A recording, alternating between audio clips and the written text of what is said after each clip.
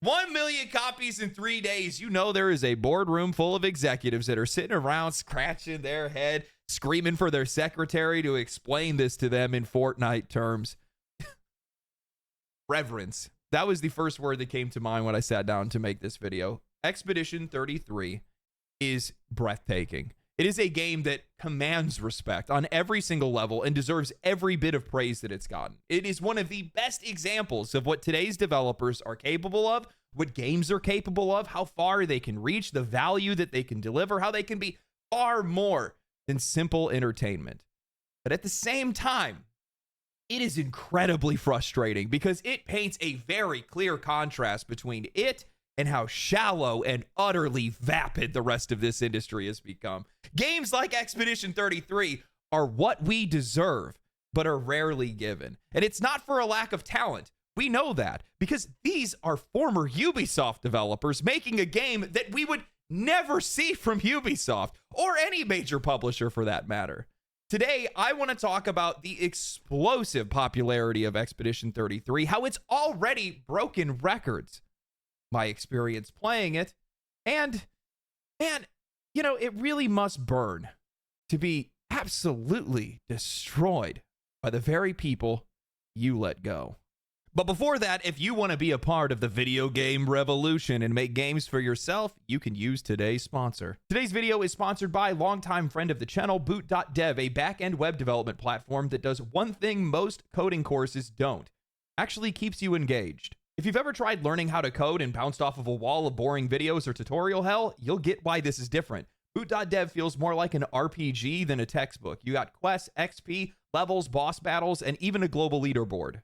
You'll learn Python and Go by building real projects, not just watching somebody else type. And if you're stuck, there's a Discord community and an AI bear wizard that's named Boots that's going to help you be able to figure out what you want without spoon feeding it to you. This entire program is designed to help you prep for back-end roles where you can earn up to $100,000 a year and even get some remote work, but without the get-rich-quick nonsense that you see a lot of the times. You can get access to literally all of the content on Boot.dev in guest mode, and if you go all in, there is a 30-day money-back guarantee. So go to Boot.dev and use code LegendaryDrops to get 25% off your first year. If you're serious about becoming a developer, this is the place to start. Expedition 33 was one of my most anticipated games since its reveal. The turn-based combat looked like a true iteration or evolution on JRPGs that we've seen over the years. The idea of using quick-time events, active dodge, and pairing mechanics in combat seemed like a fresh idea. It had an all-star cast of voice actors. The premise of the game's story, where a celestial paintress is painting a descending number, killing all those older than the age of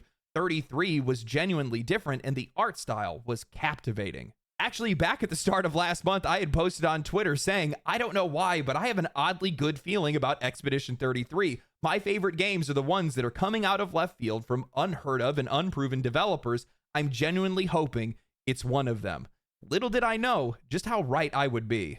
Player Obscure Expedition 33 launched to 60,000 concurrent players on Steam, selling over 500,000 copies in its first 24 hours. It had then surpassed that days later, doubling that number to 121,000 concurrent players on Steam and reaching 1 million copies sold in just 3 days. Hell, the game sold out of physical copies on Amazon and in stores in Australia. For a narrative-driven turn-based RPG that isn't named Persona, coming from a studio that's releasing its very first game, this is nigh unheard of, my friends. The game released to near universal praise among critics. It is simply too good for anybody to ignore, reaching a 91 on OpenCritic with a 100% player rating and a 92 on Metacritic with a 9.7 player rating. The game is so popular among players that it now holds a world record. Paul Tossi of Forbes wrote an article titled, "Players just ensured Claire Obscure Expedition 33's record can't be touched."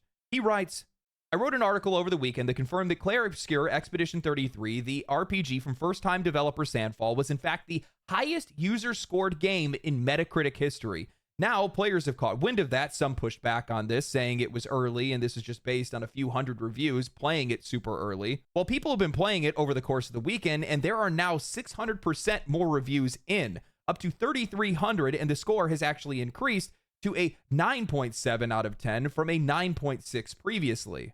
I've said that it's possible that scores fall in time, but what has happened here cemented Expedition 33's title as one of the highest scored games on this platform.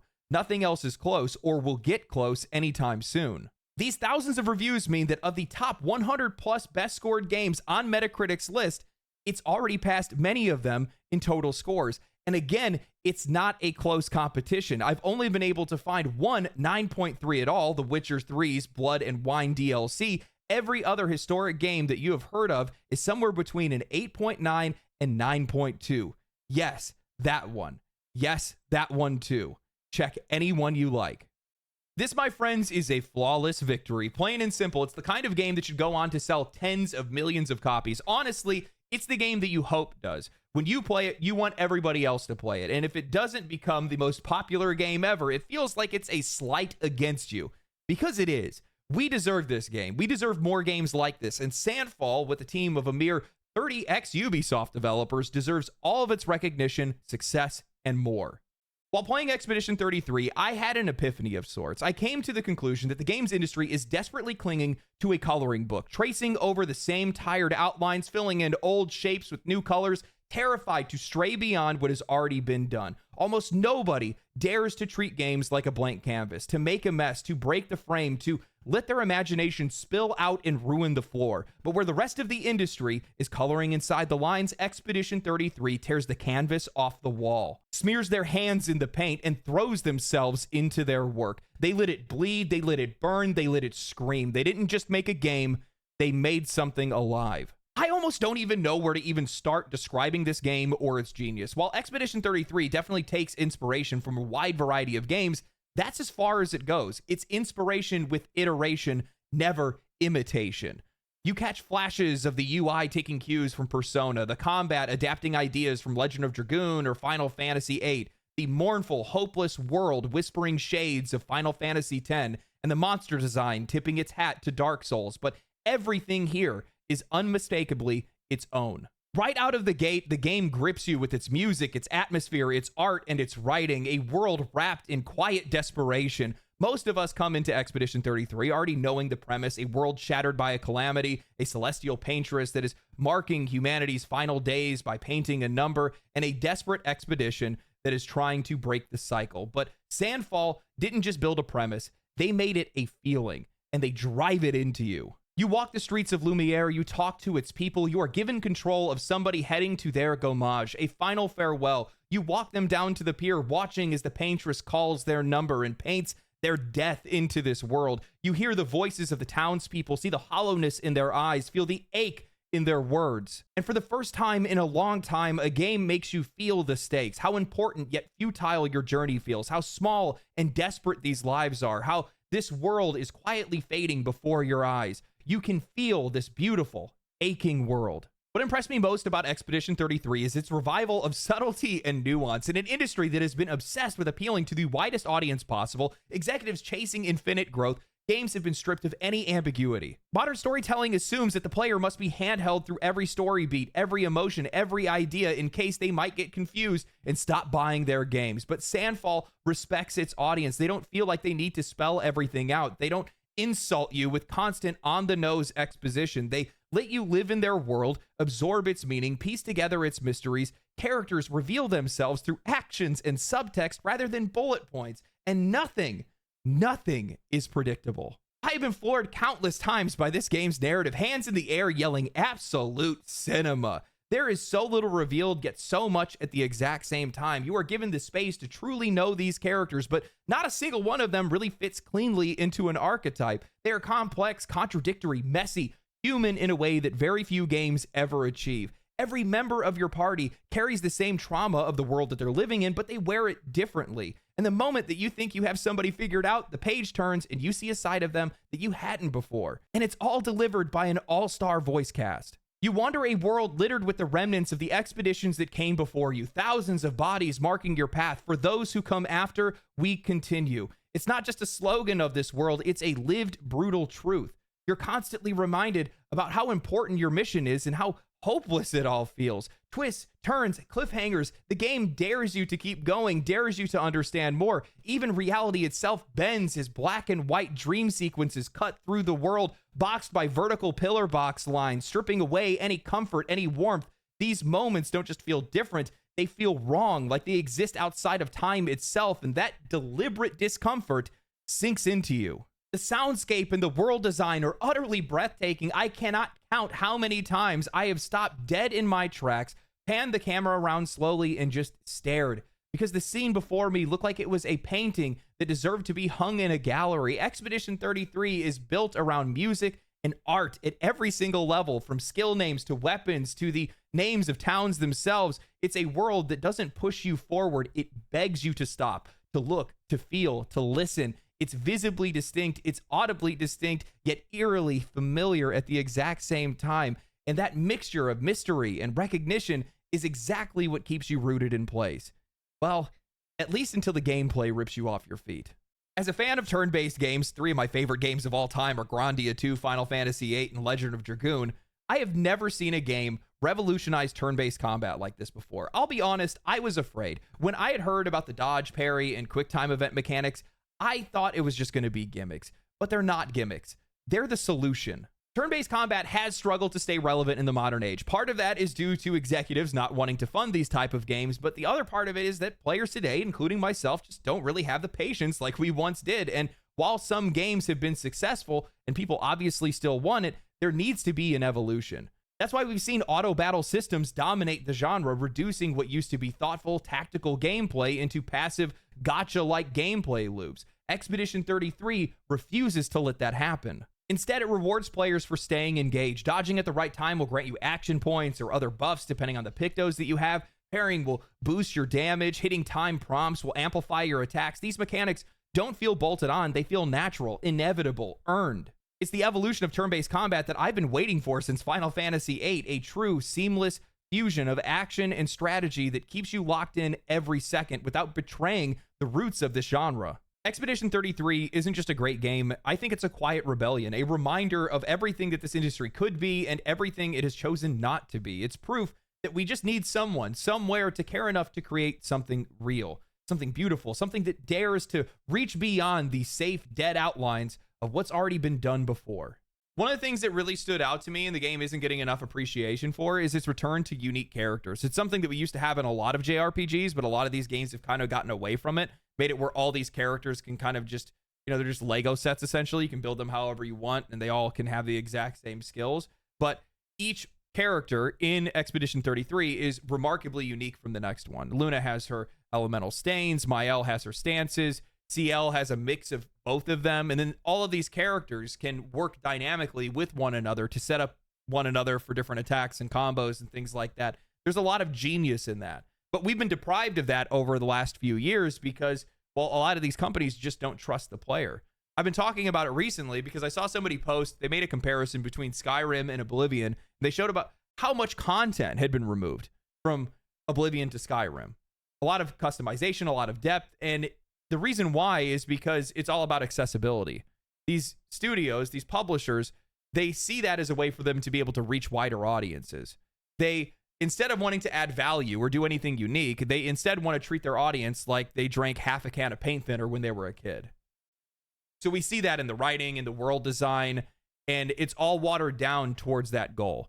Expedition 33 subverts that, along with a lot of other developers I've seen recently as well. But while playing this game, I get this overwhelming feeling of respect. Respect for the players, respect for themselves as developers, for the medium, for the game, and much of that respect has been lost within this industry. And that's why players are upset. That's why these games feel hollow in the end, because you have to respect all of it. Otherwise, what's the point? Expedition 33 feels like a miracle at this point in this industry, not a product.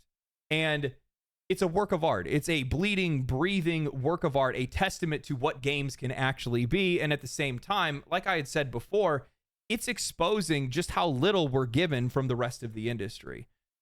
I noticed that a lot of game developers and a lot of studios reached out to Sandfall to congratulate them on the success of Expedition 33. I did not see Ubisoft, though. Maybe that's because they're under new management.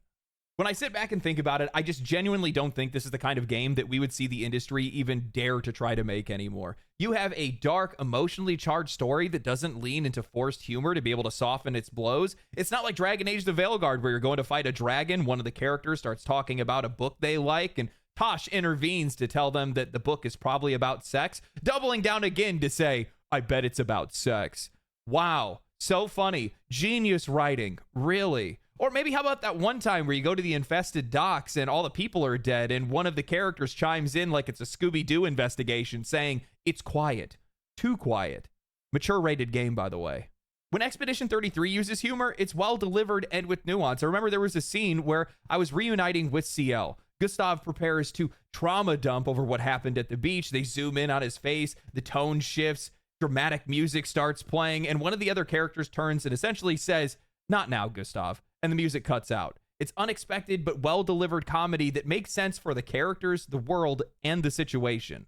I mean, we have conventionally attractive characters in 2025 without a hint of irony, cynicism, or commentary around it. I mean, I think that Luna's proof that they have a feet guy on their team, but outside of that, it feels so vindicating to have exactly what players have been asking for. Aesthetically pleasing, cool-looking characters that are tastefully presented. This is all people have been asking for, yet game developers and the media have taken it out of context, saying that we are asking for strippers. No. Well, I mean, sometimes, but not all of the time. We have a narrative without forced real-world allegory stapled onto it, without painful exposition, dumping the entire plot and every character's feelings, trauma, and identity into your lap because they think that you're too stupid to figure it out. We have stakes, mystery, gravity, and tragedy all left for players to sort out on their own as the story unfolds. Holy shit. You know, let's go ahead and make it a turn-based, Japanese-inspired RPG, the remnants of the genre that have been lost to the passage of time and the vision of C-suite executives that don't believe that it can make money anymore and that players don't even want it,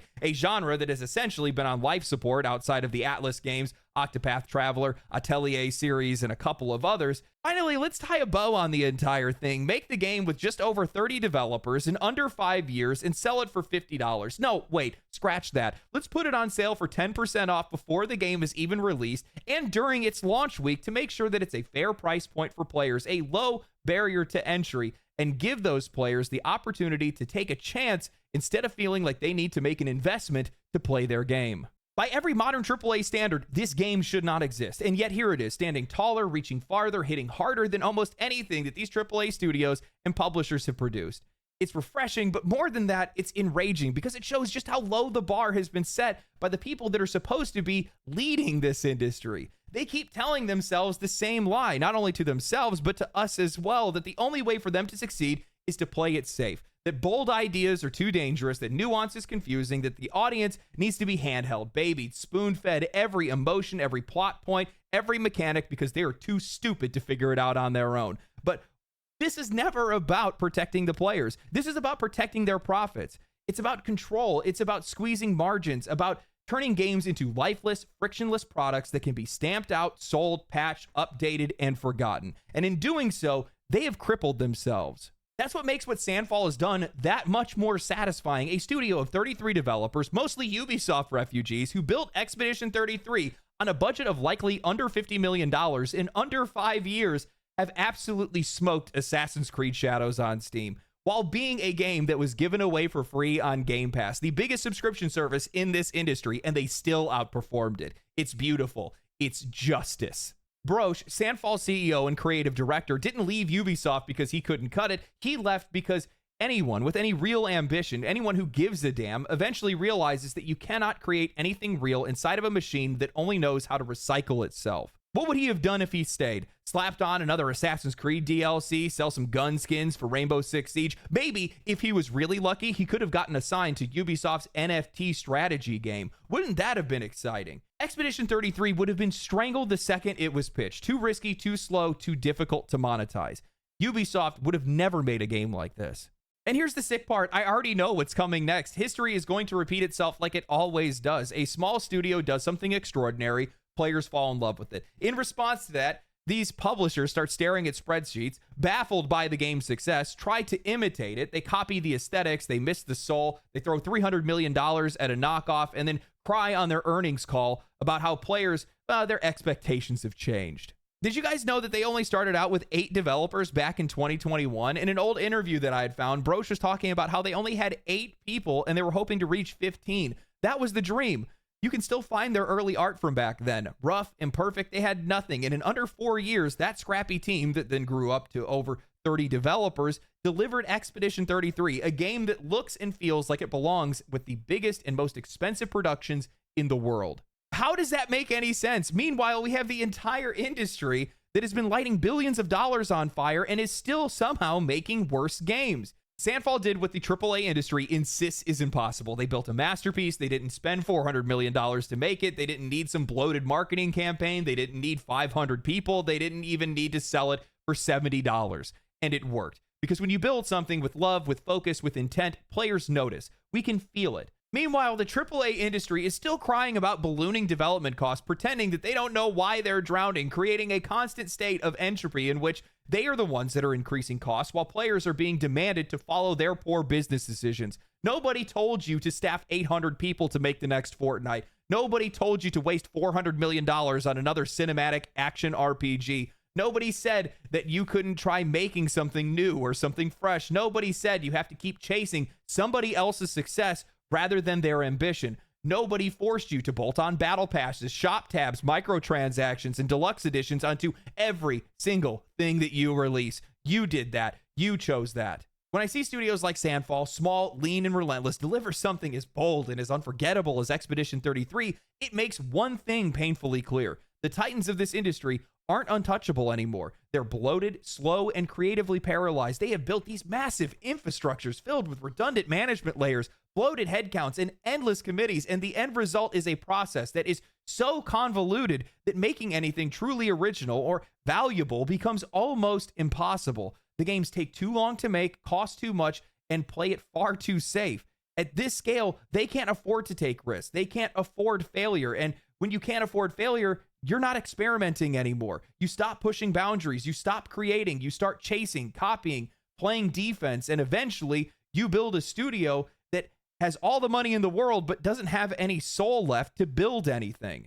I genuinely think that this industry has just grown past the need for these monolithic publishers and developers. What used to be an advantage, size, stability, brand power, is now the very thing that's holding these guys back. The future isn't being shaped by these corporate giants anymore with these 1,000 person development teams and millions, hundreds of millions of dollar marketing campaigns. It's being built by studios that can still move quickly. They can take creative risks that don't need to pass every idea through 6 layers of executive sign-off just to be able to get a change to a character's dialogue. And I think that's the shift that we're starting to see with a lot of these closures and a lot of these layoffs. It's not just a collapse, but a reformation of sorts. These mass layoffs, as awful as they are for the people that are involved, it's also a turning point because when those studios implode, they don't just disappear, they scatter, they break apart, and what's left behind is raw talent, developers that still want to make something meaningful, who still have ideas that they want to bring to life. Expedition 33 is what happens when those people finally get a chance. We are entering into a new phase for this industry, not because the major players planned for it, but because they couldn't stop it from happening. They failed to value their own developers. They failed to respect their audiences. They failed to protect the creative spark that built the industry. And now, one way or another, they're the ones that are getting left behind. And frankly, it couldn't happen to a better person. I found a couple of interviews from the CEO where he was talking about how essentially the AAA structure is so convoluted and creatively suffocating that it's really difficult to be able to get anything done. But in one of his interviews, he was talking about how much of a challenge it is to be able to go indie in the first place, because a lot of people have to take on a lot of different roles when you're as small as they are.